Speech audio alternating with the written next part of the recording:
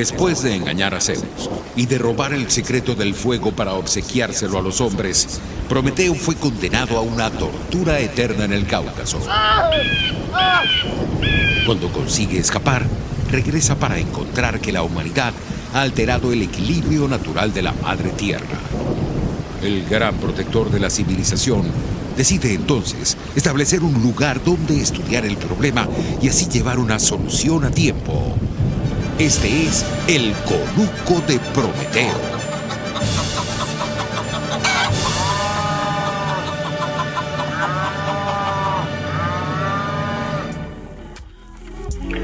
Bienvenido al Conuco de Prometeo. Bienvenido al Conuco de Prometeo.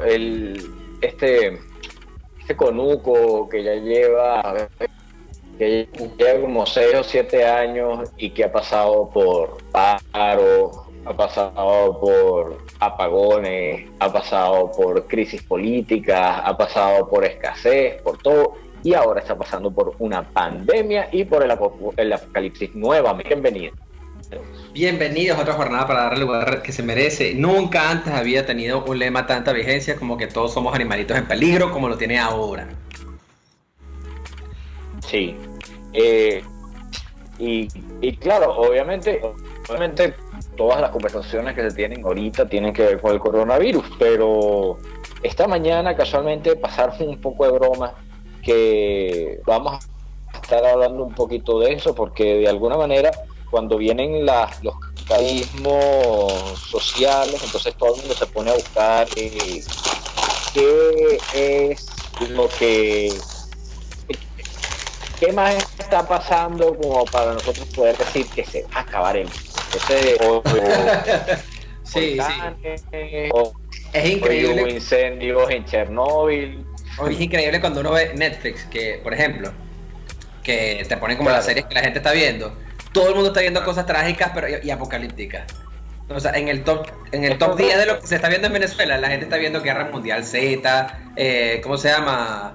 Invasión, experiencias cercanas al tercer tipo. Están viendo todas cosas en ese estilo. Están esperando extraterrestres ahora. Bueno, yo entiendo, experiencias cercanas al tercer tipo, yo entiendo que la gente lo esté viendo, porque de alguna manera yo puedo empatizar con el deseo de que venga alguien de afuera y nos salve, ¿no? Es como bien gracioso, porque nosotros los venezolanos tenemos no sé cuántos años diciendo, bueno, ya esto se fregó, aquí tienen que venir a salvarnos, y ahora más o menos está todo el planeta así, ¿y quién va a venir? No va a venir nadie, es uno, y hay un montón de gente que está dormida en ese aparato, y es fregado, es algo difícil de aceptar, de verdad es algo difícil de aceptar, no es fácil.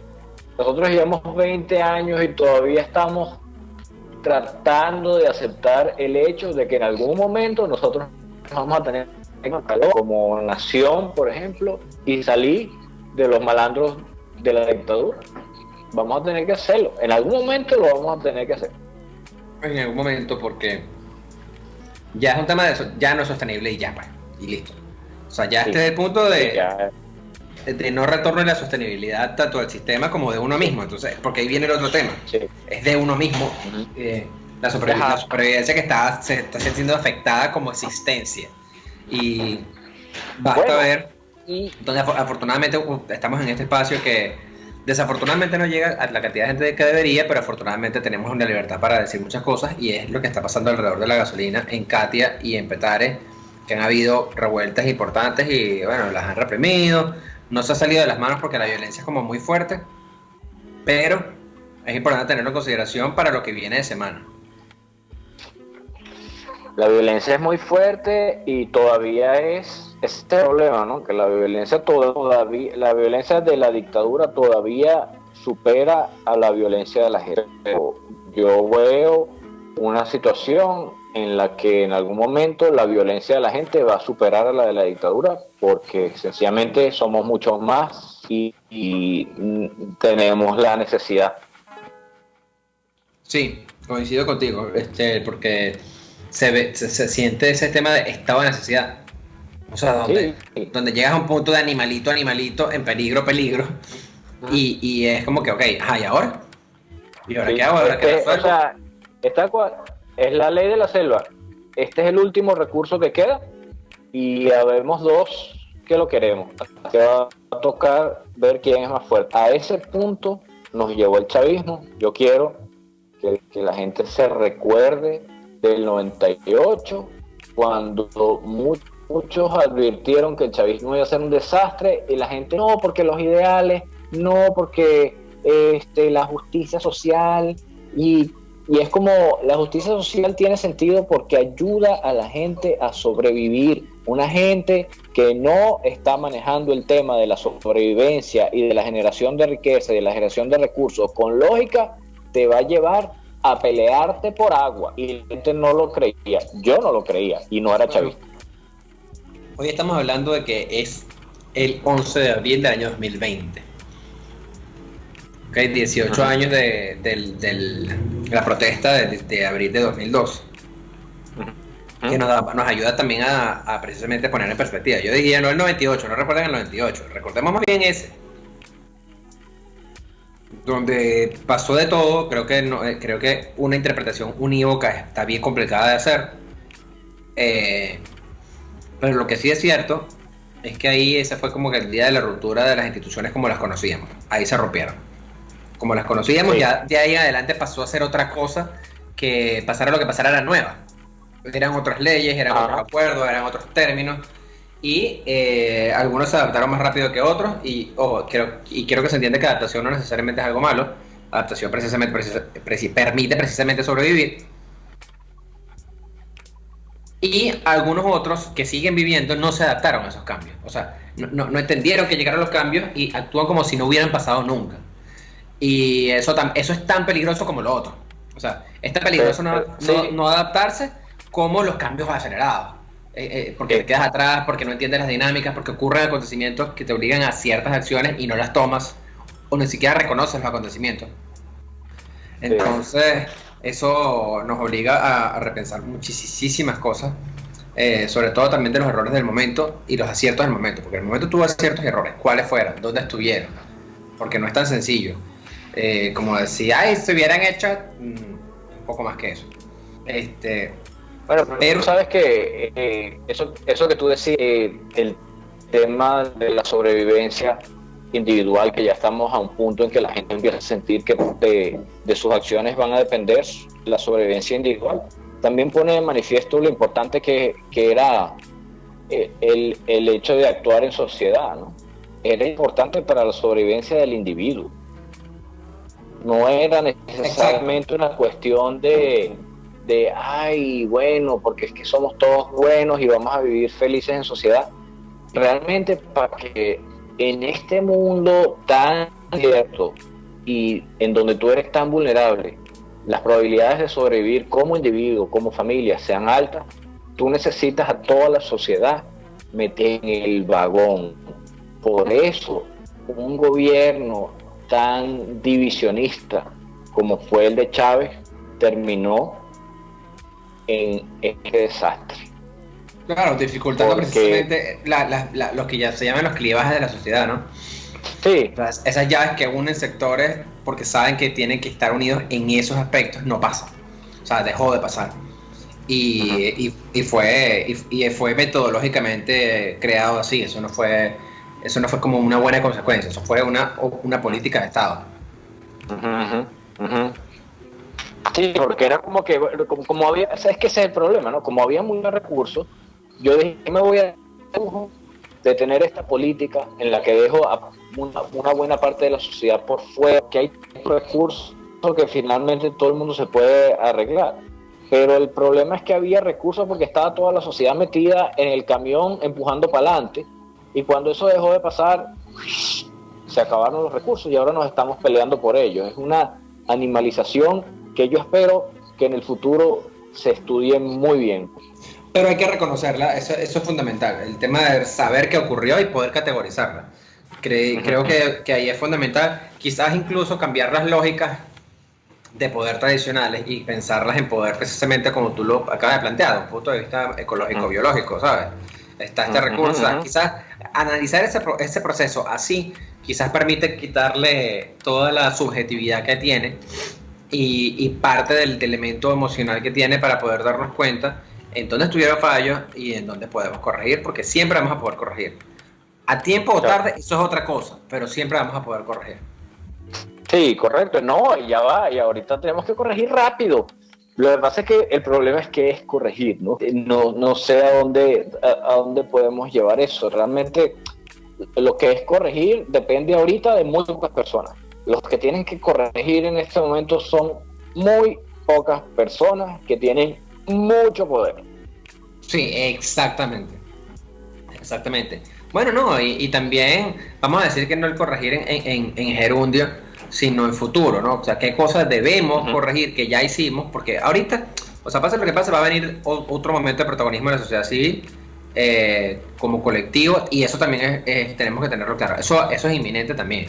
Va a venir un proceso en el que nos va a requerir a nosotros como actores ser más comprometidos y más involucrados con nuestra realidad social, que nos permite tener una realidad individual positiva. Sí, sí. Por ejemplo, y también pasa que ahorita estamos en un contexto que se ve muy apocalíptico, y no estoy hablando de los volcanes, de los que vamos a hablar más adelante, sino que, por ejemplo, ahorita hay una nube de calina que se está acercando hacia Caracas, que de verdad esas son cosas que parecen como el fin del mundo.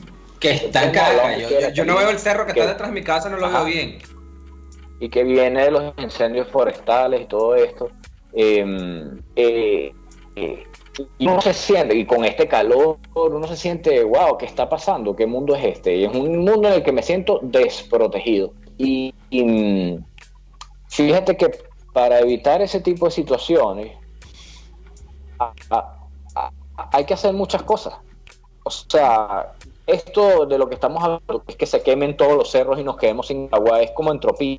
Eso siempre tiende a la entropía, ¿no? Uno no ordena su cuarto, y su cuarto está cada vez más desordenado, más desordenado, más desordenado, más desordenado. Y lo que nos estamos dando cuenta ahorita es de todas las cosas que había que hacer para que la sociedad funcionara.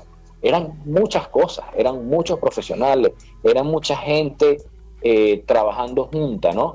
Entonces, por ejemplo, en estos días estaba discutiendo con un amigo que, bueno, él trabaja en forestal, es de la ULA, pero se tuvo que ir para Estados Unidos, y publicaron un artículo en Nature junto con otros científicos, venezolanos y no, diciendo que el problema de Venezuela está poniendo en riesgo 58 parcelas de estudio de bosques tropicales que llevan más de 50 años generando datos. Eso es algo que no existe en casi ningún otro lugar del trópico. Entonces, el hecho de que todo esto se esté diluyendo porque hubo una gente que decidió trabajar solo para ellos y dejar por fuera el resto de la sociedad y destruyó el país, se está llevando el pico a uno de los estudios sobre los ecosistemas tropicales de más larga data del planeta. Esos estudios de larga data son muy importantes para hacer predicciones, por ejemplo, sobre cómo van a responder los ecosistemas tropicales al cambio climático. ¿Por qué? Porque cada vez Venezuela se está poniendo más seca. Entonces, si cada vez Venezuela se está poniendo más seca, es súper importante que nosotros tengamos nuestros bosques bien cuidados, porque es lo que nos va a salvar de que en un clima más seco haya suficiente agua. Pero en cambio los estamos quemando, los estamos cortando porque no hay gas, ¿no? Entonces, ¿ves lo importante que era hacer las cosas bien? ¿Ves que no era un lujo? ¿Ves que no era el tema de la meritocracia, el tema de que todo el mundo fuera profesional o de que mucha gente fuera profesional, el tema de que hubiera seguridad, el tema de que hubiera instituciones? Era importantísimo para no llegar a esta especie de vorágine en donde cada acción genera una reacción que es peor, ¿no? Por lo menos esa es la sensación que tenemos ahorita. Por eso es importantísimo que esta gente reaccione y diga, ya basta, aquí tenemos que, como mínimo, tener unas elecciones libres, como para que la gente pueda escoger un líder con el que todo el mundo estemos de acuerdo, porque fue escogido, y que ese líder, como mínimo, ponga a un ingeniero hidráulico al frente de Hidrocapital. Es lo mínimo. Sí. ¿Qué cosa? Ok. Sí, bueno, sin duda que eso está ahí, y también es entender, porque toca decir una cosa que me parece importante, y es, como que el rol que cumple cada quien dentro de una sociedad a nivel de profesional, el rol del profesional. Y creo que una de las cosas que más ocurría y que menos se entendía era que ese rol tenía como una carga demasiado de estatus por mucho tiempo y no de utilidad. ¿Me explico? Uh-huh. O sea, parecía que era más importante el estatus que la utilidad. Y es que, no, esta persona hace esto y hace que esto ocurra de esta manera. Entonces, yo siento que eso no era visto, no era percibido. Uh-huh. Sino que se está percibiendo al no haberlo, al no existir. Es como que, oh, claro, se necesitaba ver un ingeniero de esto para esto. Claro, exactamente. Con razón, a los directores de los hospitales se los designaba en base a su currículum y no al partido al que pertenecían. ¿Quién lo iba a pensar? Sí, ojo, puede parecer absurdo, pero es que siento que en gran medida es eso, que la gente no entendía la utilidad de eso. O sea, para eso pones al que sea y ya, no, es que tiene que ser el que sea que tiene que ser, tiene que requerir estas mínimas cosas. Entonces, ojo, y ahí también se mezcla un poco lo mismo que estaba diciendo de que, bueno, de que fuese el partido o no fuese el partido X, porque eso como pasaba, no pasaba, o sea, eso tuvo como que unos péndulos en la vida venezolana, pero también el entender de que, claro, necesitamos técnicos que tengan criterio político, por supuesto que también tienen que tenerlo, o sea, tiene que tener una mezcla de las dos cosas, porque es que una es la que te puede alimentar a la otra. Cuando tú tienes una visión política, pero el criterio político, tú te ves a ti mismo dentro de ese reloj, por decirlo de alguna forma, que puede ser la sociedad. Sí, pero criterio político no es necesariamente lo mismo a lealtad partidista, ¿no? Claro, exactamente, son dos cosas distintas. Porque finalmente lo político es como este arte de evitar este tipo de situaciones, ¿no? Lo político no es lo público, exactamente. Vamos a hacer un corte y ya regresamos con más, Gabo.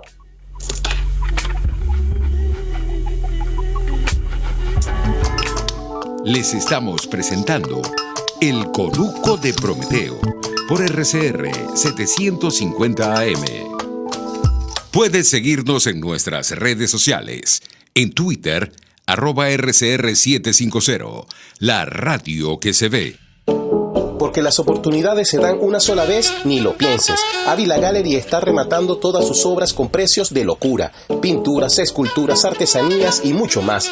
Llámanos 0414-127-4060. Estamos en el lobby del Hotel Ávila de San Bernardino y en Instagram @Ávila Gallery 1 en número. Recuerda, 0414-127-4060. Ávila Gallery, tu centro de arte moderno. Antes de empezar el día, entérese de lo que acontece en el país junto a Pedro García Otero en Titulares de la Mañana. De lunes a viernes a las 6:30 de la mañana. Acompáñelo y empiece su día bien informado. Titulares de la Mañana con Pedro García Otero. Solo por RCR 750 AM. Porque lo bueno une. Usted escucha El Conuco de Prometeo con Carlos Peláez y Gabo Domínguez. Solo por RCR 750 AM.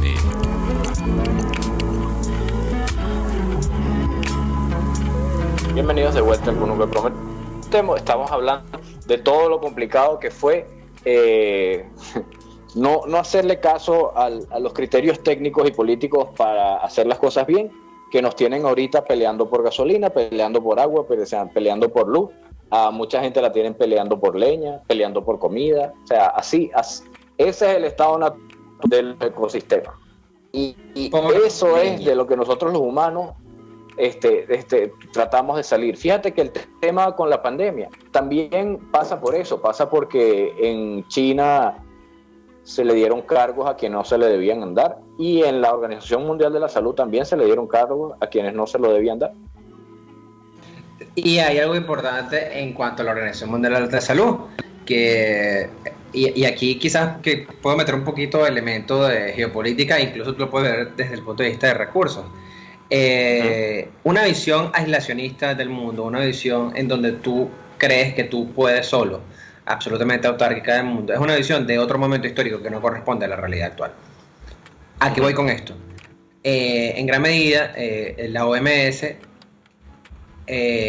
perdió apoyo, respaldo económico, político e institucional de Estados Unidos hace varios años ya, hace un par de años ya. Okay. ¿Y qué pasa cuando Estados Unidos como potencia hegemónica da un paso atrás? ¿Quién avanza? Avanza el que quiere aspirar a hacer eso. Exactamente, avanza el que quiere aspirar a hacer eso. Entonces ahí, si bien hubo muchísima negligencia de la dictadura del Partido Comunista Chino, que la hubo, también hubo mucha dejadez de parte de los nuestros, que, bueno, total, yo puedo solo con mi sistema, yo puedo arreglármela solo porque mi sistema es muy bueno. Y no. Y fíjate, en principio tenían razón hasta el punto de que una pandemia así es difícil que salga en Estados Unidos por el tema de las regulaciones sanitarias. Pero Estados Unidos no es una isla. Exactamente. Y no es una isla ni físicamente ni comercialmente, de hecho es un corazón, o sea, de ahí es se mueve gran parte de la economía del mundo, y el simple hecho de que tú quieras hacerte a un lado solo va a complicar las cosas. Sí, exactamente. Entonces, complicarlas incluso para ti mismo. Sí. Y la cosa es, yo creo que la otra lección aprendida con todo esto es que la salida, o sea, las soluciones como que suenan demasiado fácil para ser verdad suelen no ser soluciones, ¿no? Porque parte del embelezamiento que la gente tuvo con el chavismo es que te planteaba soluciones muy fáciles. Es como que, bueno, ajá, claro, pero si no hay dinero, vamos a hacer dinero, pues. Y bueno, ¿y qué tanto rollo de tener pocos profesionales en PDVSA? Vamos a tener menos profesionales en PDVSA. Total, lo que tenemos que hacer es vender petróleo. Y resulta que mantener la entropía baja, es decir, mantener el desorden bajo, porque recordemos que estamos hablando de todo lo que estamos viviendo en términos de que es desorden, es caos, es entropía. Mantener eso bajo es trabajo constante, es energía constante. No es fácil. Uno lo hace todo el tiempo para no tener que llegar a este punto en donde todo se te viene encima y tú lo que no sabes es si vas a sobrevivir. Ese es el problema al cual nos estamos enfrentando nosotros ahorita. Hablando de eso,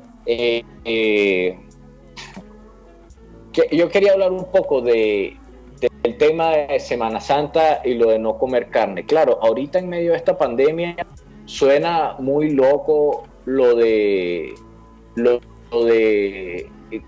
las restricciones de la comida, porque, bueno, o sea, la gente ni siquiera puede salir a comer o lo que sea. Pero en esta época se pone de moda lo de comer morrocoy, comer chigüire, comer cosas porque que no son carne blanca y que porque hay una bula papal que dice que se puede comer chigüire y tal, no sé qué. Eso es verdad. Pero el chigüire y el morrocoy son especies que están en peligro de desaparecer. Entonces, ¿por qué lo vamos a acelerar solo porque hay un misticismo ahí de que no se puede comer carne blanca? Si la carne de morrocoy es roja igual. O sea, ¿cuál es el criterio ahí? Parte de mantener la entropía baja es conocer, entender el entorno que te rodea, ¿no? Entonces, si tú sabes que hay animales que están en peligro de extinción, no te los comas, cómete un huevo, que no es carne y no está en peligro de extinción. Qué bueno que se los comiera y no que otra cosa. Ahí hay una cosa que mucho se habla, ¿no? Todo esto se puso muy, muy de moda de acusar a los chinos de comer murciélagos y todo esto. Pero están viendo qué ridículo se ven comiendo morrocoy y quejándose de los que comen murciélagos. O sea, sí, no son animales de cría. Es tan sencillo como eso. Así como el murciélago no es un animal de cría. Pero ojo, ya va. Aquí hay que aclarar un poquito el tema del murciélago y del morrocoy y tal, no sé qué. Si tú agarras un animal silvestre, lo que sea, y lo hierves y lo cocinas, digamos, ahí no va a haber una zoonosis, ahí no va a haber el tema del coronavirus ni nada de eso. El problema es cuando tú manipulas la sangre, las heces, los orines, las llagas con pus que le salen a estos animales en esos mercados horribles en donde los trafican y en donde los procesan, y ahí se van creando, ahí se van generando las variedades de virus que pueden infectar a un humano y generalmente infectan al que corta los pangolines ahí en ese mercado, que en algún momento se lleva la mano a la cara y ahí empieza la cosa. El tema de comer morrocoy no necesariamente te va a generar una zoonosis, pero sí es un poco tonto que tú digas qué horror los chinos comiendo murciélago mientras te estás comiendo tu pastel de chucho, tu pastel de morrocoy. Parte del problema es el tema del tráfico de fauna, pero lo curioso es que el morrocoy es demasiado fácil de criar en criadero, el chigüire es fácil de criar en criadero, la iguana es fácil de criar en criadero. Entonces nosotros estamos en un punto en el que hay un montón de fauna que podría criarse para la alimentación y no se hace, porque es que aquí todo era una solución fácil. Es como que, ay, paga vacas, paga que traigan vacas, paga para que traigan vacas, en vez de tener una producción, digamos, organizada sostenible de todas estas proteínas que a la gente le gustan, se pueden producir de manera sostenible, son fáciles y pueden ser baratas. Entonces es el momento de buscar soluciones eficientes, baratas, fáciles, pero que simplemente van a requerir seguridad jurídica, disposición para el trabajar y capacitaciones técnicas. Esto lo tiene que llevar que te haya graduado de una escuela de zootecnia. Por lo menos. Sí, pero lo que era amarrar un poco esa idea, porque realmente, a ver, por mucho tiempo el otro es el que lo hace mal y yo lo hago bien, es una idea fácil de reproducir y de recrear en cualquier sociedad. O sea, es otra sociedad la que lo hace mal, nosotros lo estamos haciendo súper bien. Y también nosotros tenemos ahí nuestros demonios y que tenemos que confrontar precisamente. Entonces, bueno, yo con mi posición respecto a lo de comer chigüire morrocoy en Semana Santa es que no lo hagan porque son animales que están en peligro de extinción y justamente parte del problema que tenemos ahorita es un problema ambiental. Entonces extinguimos a una especie porque no la comimos, entonces esa especie resulta que polinizaba o mantenía a raya una plaga o mantenía a raya una hierba mala y entonces terminamos con un desequilibrio ambiental y parte de lo que nosotros estamos viviendo, por ejemplo, con el tema del agua son desequilibrios ambientales que hemos generado nosotros. Entonces, no lo haga porque en este momento no hay manera de hacer una cría sostenible de chigüire, iguana y morrocoy. Pero eso es posible, entonces usemos la política para llegar a un punto en que Venezuela se pueda plantear que si la gente tiene una necesidad de mercado de comer morrocoy en Semana Santa, lo que hay que tener es unos buenos zoocriaderos de morrocoy y que el morrocoy que tú compras en la carnicería diga fuente sostenible. Este morrocoy fue criado en un zoocriadero de manera sostenible, de manera que no generamos impacto para el ambiente y además ahorramos un poco de emisiones de gases de efecto invernadero por tal y tal y tal y tal. Eso es importante, no solo porque a uno le guste el ambiente, sino porque es lo que te indica. Esta es una sociedad que se está organizando para hacer las cosas bien. Esa es la única manera de que el chavismo no vuelva a hacer las cosas bien y que haya algo que te lo indique. Es como la cantidad de comida que yo estoy comiendo que tiene trazabilidad, que yo puedo decir esto salió de esta y esta y esta fuente. Es un indicador de que se están haciendo las cosas bien. Es todo lo contrario a lo que nosotros estamos viendo ahorita. Entonces nosotros tenemos que imaginarnos algo que funcione muy bien y tratar de ir hacia allá. Y ver cómo aportamos nosotros en eso, porque esa es la otra, ver cómo nosotros como personas aportamos a ese proceso. Puede ser en el medio, puede ser al final, puede ser incluso al principio, pero eso también es lo que nos permite justamente entender nuestro rol en sociedad. Y no es que alguien lo hace, es que ¿cuál es mi aporte para que eso pase? Uh-huh. Y no solamente es plata, es acciones, es conducta. Bueno. Y otra cosa es escrutar, es ser ladillas con las cosas. No sé si me explico, es tratar de indagar en qué es lo que está pasando. Por ejemplo, ahorita Wuhan, la ciudad de donde salió la epidemia, la pandemia de coronavirus. Wuhan tuvo 70 días en aislamiento, y al fin de los 70 días, cuando fueron las 12, en donde el Partido Comunista Chino tuvo una política de cero contagio, levantaron el aislamiento, y entonces fue una cosa que parecía el año nuevo. Era una celebración de luces y de espectáculo que para mí era como que, wow, esta gente pareciera que tuviera algo que celebrar. Cuando la pandemia que salió de ahí está en plena ebullición. Y como eso es pura propaganda. Nosotros, los venezolanos, tenemos que inmunizarnos contra la propaganda, porque uno ve esas imágenes y uno dice, wow, qué increíble estos chinos, ya terminaron el problema. Y resulta que empiezan a salir reportes de que todavía hay contagios, de que todavía hay muertos, de que los que se curaron ya se están contagiando, de que sigue el coronavirus echando para atrás y para adelante. Una ciudad de la que salen 7 millones de personas en 2 meses de viaje, y es como lo mínimo que tú puedes hacer, mi pana, es ser discreto respecto al fin de esa cuarentena. Decir, bueno, aquí en esta ciudad tenemos que reabrir los caminos porque la gente se nos va a empezar a morir de hambre y no de... Pero no me hagas ese espectáculo que trata de transmitir que eso está contenido mientras hay un poco de gente muriendo. Y entonces la gente cae en eso y no puede caer en eso, porque así es como los agarran y los friegan y les roban los países, por ejemplo. Sí, ahí es donde también uno tiene que entender. Bueno, yo estoy haciendo ahorita un curso sobre el tema de cómo funciona el sistema político chino, y en uno de los materiales que vi, había uno que decía, la verdadera batalla es la batalla de las comunicaciones, y eso lo está atendiendo el Partido Comunista Chino. Ellos están demasiado claros en eso.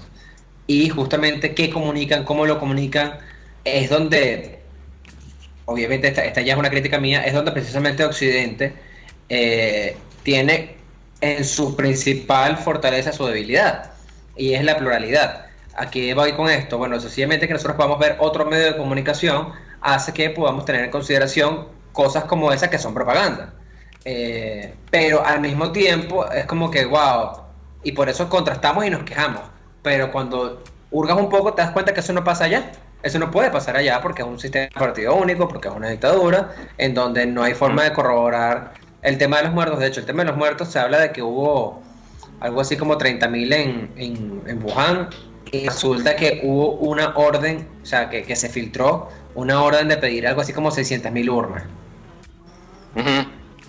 Entonces así fue como que se desveló más o menos el número real de los pacientes, pero todavía eso no es seguro, no es confiable. Entonces ahí donde tú ves, wow, qué importante es el tema de los medios de comunicación, y bueno, eso que tenemos que hacer. Sí, exacto. Exigir, al final hay que exigir, hay que empezar a ser exigentes con que la gente, con que los líderes y con que los funcionarios públicos y todo esto respeten el tema de mantener el orden, y empezar a entender de cuán importante es ese orden. Vamos a hacer un corte y ya regresamos con más deporte.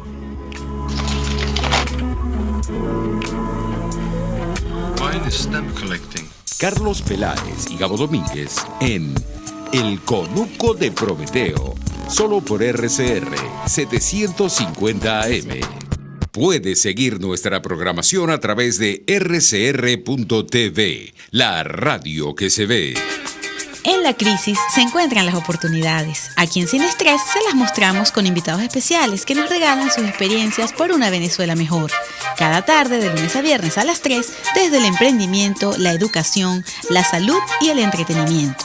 Por nuestra calidad de vida se nos hace necesario tomar un respiro del agobio diario, dedicar unos minutos a la salud emocional para vivir sin estrés. Sin Estrés, de lunes a viernes a las 3 de la tarde por RCR 750 AM y rcr.tv, la radio que se ve.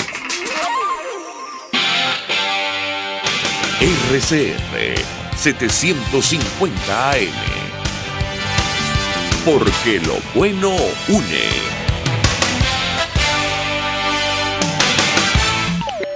Escuchamos El Conuco de Prometeo, en RCR 750 AM.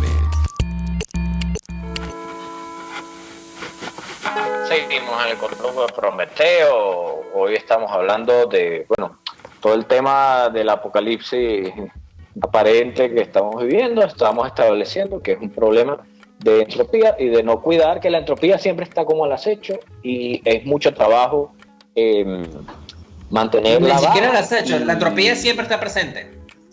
Siempre está presente, lo que es está baja o alta, pero siempre está. Siempre hay que meterle energía para que no, para mantener la entropía baja, por lo menos en tu sistema, sea tu país, sea tu planeta, etcétera, etcétera, y que no haya escapatoria a eso. Cuando tú lo dejas de hacer, eventualmente explota la burbuja, y eso es lo que nos está pasando en Venezuela, y nos pasó junto con tal. Una de las cosas que pasaron y que tienen como mucho para con Venezuela es que hay un incendio gigantesco en la zona de exclusión de Chernóbil. Es que cuando explotó la planta de Chernóbil, después de que la planta explotó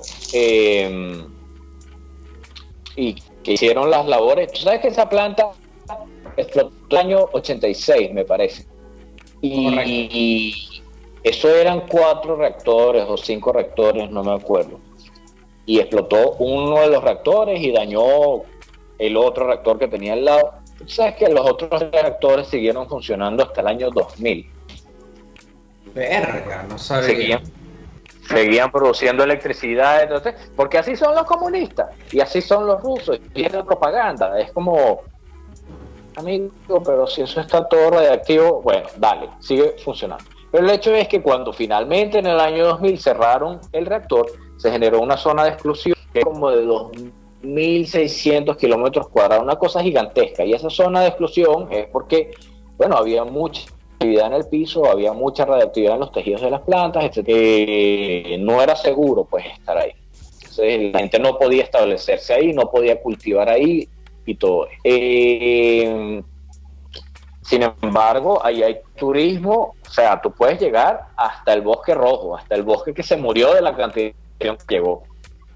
Entonces, en esa zona de exclusión se ha creado de reserva ecológica radiactiva que tiene una biodiversidad mucho más grande que la que tenía antes de la explosión. Y el factor que tuvo el mayor impacto ahí se fue la gente y la biodiversidad del lugar explotó a pesar de que era...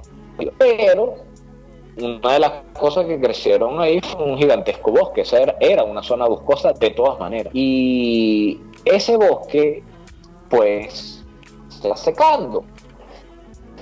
Que esa zona cada vez tiene menos pluviosidad. Los veranos se ponen muy secos. ¿Y qué hace la gente en Ucrania? Le prende candela al bosque. Igual. También tiene esa mala maña. Tiene esa mala maña. Entonces ellos le prenden candela al bosque. Y este año, como en el año 2015, que también pasó, este año la sequía fue muy fuerte y ese fuego agarró para la zona de... Y en este momento está quemando la zona de exclusión, en donde están todas esas matas radioactivas. Entonces, ¿cuál es el miedo? Que todos los radioisótopos que están en la vegetación, que se está quemando, pues sean nuevamente expulsados. Una cosa importante a destacar aquí es que estos incendios, como el tema de los incendios en Ucrania es tan sistemático como en Venezuela, ya han pasado antes. Y no es una razón de preocupación el tema de la radioactividad. Lo que sí es preocupante es la manera exacerbada en la que estamos acabando con los bosques en el planeta. Eso es grave. Sabes que si tú te pones a buscar cuáles son las como el crecimiento neto de los bosques en el planeta durante estos años, no es tan fuerte en total, porque se ha descongelado tanta tundra, se ha descongelado tanto círculo polar ártico que ha sido conquistado por bosque, que la cantidad de bosque que hay ahorita es más o menos la misma cantidad de bosque que había antes, pero es porque se ha descongelado el Ártico, no porque el Amazonas, el bosque tropical, los bosques templados se están perdiendo nuevamente. Entonces son desequilibrios que nosotros estamos haciendo y creemos que no nos van a alcanzar. Sí, y la verdad es que no es así. Por cierto, justamente, a ver, como en la misma dirección de lo que estábamos hablando al principio, hay un tweet y un artículo que, bueno, lo pueden buscar en el Twitter de Ricardo Lagos, quien fuera presidente de Chile, y es que él plantea que la necesidad y urgencia de buscar una solución global a una pandemia global, o sea, que ya mucha gente lo ha venido hablando, y de hecho nosotros lo hemos hablado varias veces ya, que no puede haber una reunión única de un país, o sea, no va a servir. Sea la OMS o no sea la OMS, sea el actor que sea, es poner a las oficinas sanitarias de acuerdo, porque la pandemia no le va a importar seguridad, lo que sí, frontera, no le va a importar frontera, lo que sí va a importar es la capacidad que tengamos o no de articular entre nosotros, y justamente sobre eso es el artículo de Ricardo Lagos, de que una pandemia global requiere una respuesta global, y hasta ahora pareciera ser que una retaíla de pañitos calientes en cada país, ¿no? Cada país pone su pañito caliente y no se está planteando una solución integral realmente al problema. Y es aparte de lo que tenemos que pasar, a exigir. Exacto, claro, porque qué rollo. O sea, si imagínate que el chavismo lleva 20 años diciendo que la soberanía y la cuestión y los gringos trabajan de una manera y los chinos trabajan de una manera. O sea, pretender una solución coordinada, ¿cuántos muertos tienen que ocurrir para que eso pase? ¿Me entiendes? O sea, pienso un poco en el tema de la Segunda Guerra Mundial, en donde la gente no se quiso meter y no se quiso meter y no se quiso meter y no se quiso meter, hasta que bueno, la cantidad de muertos era tan grande que hubo que meterse, ¿no? Y yo creo que con esto va a pasar un poco así. O sea, lo que empiecen a haber muertos por recesión, ya no por pandemia, van a empezar a flexibilizarse un poco los temas de soberanía, y por otra parte van a empezar a haber presiones así como que, hey, este país lo está haciendo mal y nos está poniendo a todos en riesgo, aquí hay que hacer algo. Esa es la esperanza. Pero con permisa. No, bueno, claro, pero un poquito del mundo, ¿no? El mundo... Todo esto va a cambiar, está cambiando y va a cambiar la arquitectura del poder, la arquitectura de los estados, y vamos a ver otra cosa. ¿Cómo va a ser esta cosa? No tenemos idea. Yo pienso que va a ser mucho más flexible y más abierta y menos soberana, entre comillas. Hay gente que piensa lo contrario y tiene razones para pensar lo contrario. Porque hemos visto una respuesta como muy nacionalista, pero yo creo que precisamente el fallo de esa respuesta es lo que va a generar lo contrario. Pero eso es otra rama del análisis. Pero sí creo que estamos obligados a buscar respuestas, o sea, y empezar a hacer preguntas ahorita para poder empezar a trabajar en las respuestas apenas levante de esto, porque esto en Venezuela legalmente en Gaceta es hasta mañana. Seguramente van a levantarla de forma escalonada. O sea, el sentido común me dice que van a levantar de forma escalonada para que puedan algunos sectores de la economía respirar al menos unos días, para volver después mucho más agresiva. Yo siento que va a ser algo parecido. Porque evidentemente... Me parece buena esa apreciación de que en estos 10 días de cuarentena, donde todo está muy, muy incierto, es el momento de nosotros plantearnos un país que le dé una redoblona a lo que estamos. Es como que esto lo tenemos que dejar atrás rápidamente. Olvidarnos de esto, y todo lo que nosotros creíamos que no era necesario, vamos a hacerlo. Así es. Pero siempre, bueno, pensando con la cabeza, ¿no? O sea, teniendo data, teniendo evidencia, teniendo lo que se tiene que tener para que las cosas realmente funcionen. Y no son solamente deseos no premian, sino son hechos. Y hechos en función de realidades y no en función de deseos. Y pareciera que es una obviedad decirlo, pero es que el tiempo ha demostrado que no es una obviedad, eso hay que decirlo en voz alta. Sí. Por cierto, hablando de políticas públicas que tienen sentido, sabe que a través del tema del carnet de la patria, la dictadura le dice a la gente que se llegue y llene sus datos y tal, no sé qué. ¿Qué pasa? la cantidad de cuentos de gente que les ha llegado el SEBIN porque han tenido síntomas, o el FAES, y entonces el FAES los cuida. O sea, la gente no le quiere decir a la dictadura cuáles son sus síntomas, ni dónde están ubicados, ¿me entiendes? Eso es algo de... Porque no hay confianza. No quiere, porque no hay confianza. Imagínate que Maduro dijo que todo el que tuviera síntomas hay que ir a buscarlo para llevarlo a un hospital. ¿Qué es eso? O sea, ¿y quién lo busca? Una gente que la relatora de derechos humanos califica como grupo de exterminio. Esa es la gente que te va a buscar para allá al hospital. Obviamente aquí nadie le va a decir a la dictadura que está enfermo. No interino, el gobierno encargado de Juan Guaidó puso a disposición una plataforma para hacer justamente eso, una teleconsulta. Y yo lamentablemente ahorita no tengo el link, pero lo pueden buscar a través de Coronavirus Venezuela, @Coronavirus Venezuela, que es la cuenta que el gobierno encargado dispuso para esto, para que usted ponga sus síntomas ahí y, de ser necesario, hay un número por el cual a usted le hacen una teleconsulta, como para que no se traslade al centro de salud si no es necesario, porque bueno, además es un riesgo para una persona que no tiene coronavirus ir a un centro de salud a que lo diagnostiquen y salir de ahí con coronavirus. Entonces, me parece una solución bien interesante. Lamentablemente aquí en Venezuela hay muy poca gente con internet estable, etcétera, etcétera, pero si usted tiene internet, acceso a internet estable y conoce gente que no lo tiene, es hora de organizar las redes ciudadanas entre gente tan hambre y poder lograr que todo el mundo tenga acceso a este servicio, que a mí me parece muy importante porque les va a permitir tener una teleconsulta sin darle sus datos a la dictadura. Vamos a hacer un corte y ya regresamos con lo último del Conuco de Prometeo por hoy. Les estamos presentando el Conuco de Prometeo por RCR 750 AM. Sintonícenos a través de Periscope, @RCR750, la radio que se ve. Ellos y que no saben nada. Y así nos va, el espacio donde se tocan los temas más candentes de interés político y nacional. Y así nos va. En este programa, la picardía y el humor inteligente son los protagonistas. Pura cabilla. Lara y Hernández descosen y revelan los secretos más oscuros del acontecer político.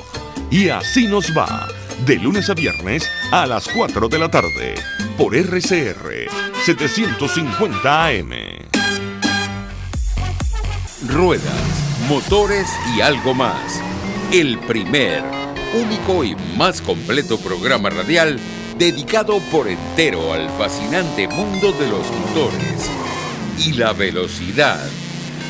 Ahora también los sábados, a las 5 de la tarde. Los fines de semana son de ruedas, motores y algo más, con Alberto Hidalgo Caro, por rcr.tv, la radio que se ve. Usted escucha El Conuco de Prometeo con Carlos Peláez y Gabo Domínguez, solo por RCR 750 AM. Seguimos en El Conuco de Prometeo.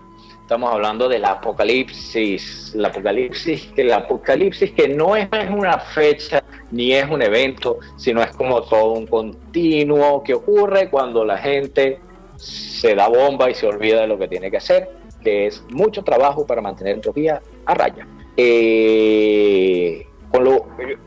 quería cerrar con el tema volcanes, ¿no? Hoy explotó el Krakatoa. El Krakatoa explotó en 1883. Ahí se destruyó el Krakatoa. El Krakatoa desapareció en 1883. Y lo que ha quedado es como un pequeño edificio, lo que llaman el edificio, que es la fumarola de donde ha salido material que ha ido construyendo otra vez una estructura en donde antes estaba el famoso legendario Krakatoa. Bueno, esa estructura hoy entró en erupción otra vez. Entonces, claro, como estábamos en este en esta situación en la que estamos viendo señales del apocalipsis en todo, pues imagínate, esta fue la señal del apocalipsis del día. Pero el Krakatoa, o sea, ese edificio ha hecho erupción con mucha frecuencia. En 2018, también tuvo una erupción que la erupción fue cualquier cosa. El problema fue el maremoto que generó esa erupción. Mató como a 500 personas. Entonces, ¿qué pasa? Eso es toda una cadena que va por todo el borde del Pacífico, que cuando se activa una tienden a activarse todos. Entonces, esta vez se activaron 6. Y la gente también dijo, bueno, y el Popocatépetl también se activó. Bueno, el Popocatépetl está activo desde 2005. En mayo del año pasado también tuvo una expulsión de material. De manera que el tema del volcanismo ahorita en el Pacífico no es algo fuera de lo común. Solo está recibiendo mucha más atención mediática de lo que es normal. Sí, bueno, y que es consecuencial, ¿no? Consecuencial de lo extraordinario del momento, porque, a ver, y es extraordinario, esto es algo que vamos a tener en nuestra memoria guardado para siempre, porque está pasando a todo el mundo, o sea, nada había ocurrido nunca de una forma tan global en la historia de la humanidad. A lo mejor pasaron cosas, quizás las glaciaciones pudo haber sido lo único que fue tan global en el que toda la raza humana lo estaba viviendo al mismo tiempo. Y lo digo así exagerado, Sin porque embargo, es que ahora tenemos unas comunicaciones que tienen una velocidad y una amplitud que nunca antes en la historia la había habido. Bueno, pero algo tan global, ha habido varias pandemias, ¿no? Globales así, graves, por ejemplo, la gripe española, tal, no sé qué. Esta tiene el potencial de llevarse mucha más gente por delante. Y esa es la cosa, que es como la guerra de Vietnam fue la primera guerra que fue transmitida en vivo. Sí, sí. Fue la primera vez que una guerra se transmitía en vivo en las noticias y se veía en las batallas y se veía lo que está pasando, porque obviamente en la Segunda Guerra Mundial y la Primera Guerra Mundial incluso fueron registradas, documentadas, pero eso se acababa los cines cuando llegaba el reel editado y tal, no sé qué. En cambio, la guerra de Vietnam fue la primera guerra que se transmitió en vivo y esta es como la primera pandemia realmente global de esta magnitud que se está transmitiendo en vivo por internet, ¿no? Esto tema del volcanismo también te habla de lo pendiente y que las medidas son al mismo tiempo en todo el mundo. Sí, exacto. Entonces es importante que como todo el mundo está pendiente ahí, chaca, el volcán, el Popocatépetl, la broma, el apocalipsis y tal, no sé qué, es el momento de meter las cuñas de lo importante. O sea, criterio técnico, replantearse el tema de la soberanía, plantear la importancia de entrar en discusiones políticas como con calma, de ver qué es lo mejor, de entender cuáles son los cuidados que tiene que tener una sociedad, de reencontrarse con las medidas sanitarias. Y cuando tú dices, bueno, qué importantes son las medidas sanitarias, ¿y quién vigila que se cumplan? Una institución. Entonces replantearse nuevamente el tema de la importancia de las instituciones. ¿Y quién elige las instituciones? No puede ser una sola persona porque eso es mucho poder. Entonces hay que recuperar el tema de la importancia de la democracia. No, todo va como conectado y es el momento de hacerlo porque la gente está pendiente al punto de que una erupción en Indonesia se ha convertido como una noticia hiperviral cuando es una cosa normal. Así es. Bueno, esto ya estamos llegando al final. Creo que es importante que, ya sabes, hagamos curaduría de la información. Eso es parte del aporte que nosotros podemos hacer como ciudadanos para que sea mucho más sostenible superar y llevar esta pandemia. Sí, correcto. Muchas gracias a todos los que se conectaron hasta ahora. Nosotros el sábado que viene estaremos nuevamente haciendo este esfuerzo virtual. Esperemos, bueno, a mí me parecería muy raro que el sábado que viene podamos ir nuevamente al estudio, porque si bien levantar la cuarentena el lunes, lo que va a estar difícil es que haya gasolina, ¿no? Pero bueno, nosotros vamos a seguir aquí hasta que se pueda, y mientras seguimos estamos buscando maneras de que la cosa se vuelva sostenible, porque finalmente, independientemente de cómo venga el mundo después de esto, va a haber que seguir. Entonces va a haber que ir encontrando las maneras. Hasta luego. Chao.